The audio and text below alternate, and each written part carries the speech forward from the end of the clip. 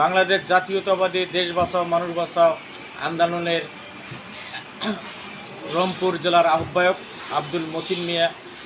আমি আমি পীরগাছা কাউনিয়া 4 আসনের দীর্ঘদিন নেতৃত্ব দিয়েছিল আলহাজ রহিমউদ্দিন ভরসা।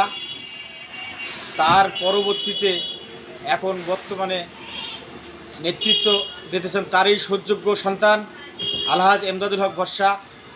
উনি এই এলাকায় ওনারও অনেক অবদান। উনি বিভিন্ন এলাকায় বিভিন্ন সহযোগিতা করতেছেন, বিভিন্ন দলীয় নেতাকর্মী সহ বিভিন্ন জনগণের বিভিন্ন সমস্যার দিকে লক্ষ্য করেন।